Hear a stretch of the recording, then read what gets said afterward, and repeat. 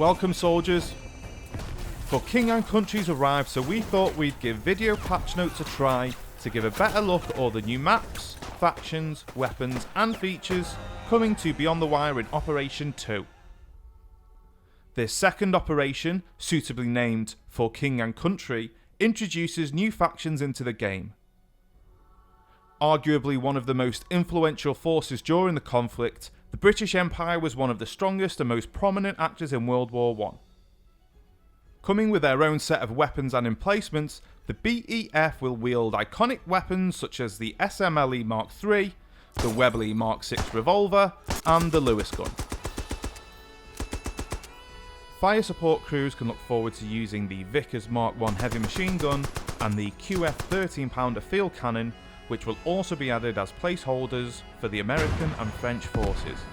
Next, we'll be taking a look at the first sub-faction to be added to Beyond the Wire, the 369th Infantry Regiment, also known as the Harlem Hellfighters. The Harlem Hellfighters made a perfect candidate for us to explore a sub-faction system, since they're using both American and French equipment. Utilising the Lebel M1886 as the primary rifle, the Hellfighters will also be equipped with some US weapons such as the 1897 trench gun and the M1917 revolver to keep the faction balanced. This system allows us to have any number of factions fight alongside each other in the same map and adds a new dynamic to how certain matches will play out. We're also happy to announce that other maps have received versions where the French and Americans are fighting on the same team.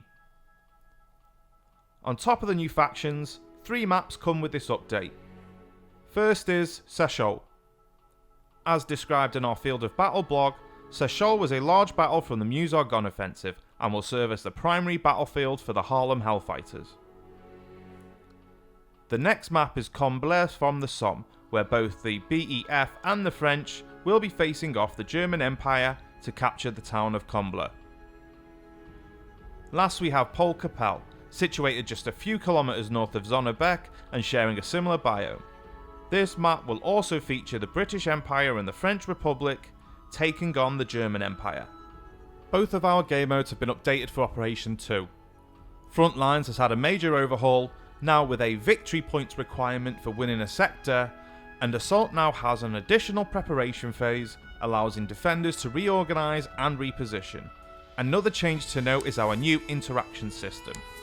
Now, actions such as building deployables, cutting barbed wire and bandaging yourself are activated with the F key to better streamline interactable actions.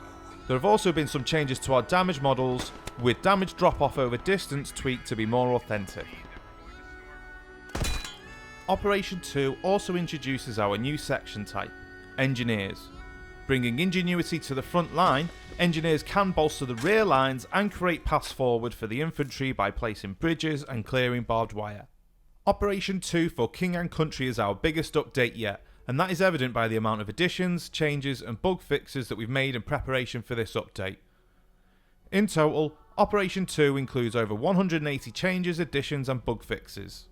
To achieve this, we've overhauled internal processes and worked closely with the community to make sure the update is in the best possible state for release.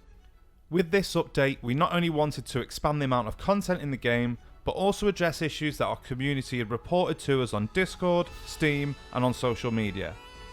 We want to thank everyone for being patient with us while we've worked on this new update, and a special thanks to everyone who's provided feedback, reported bugs and helped test. See you in the trenches, soldier.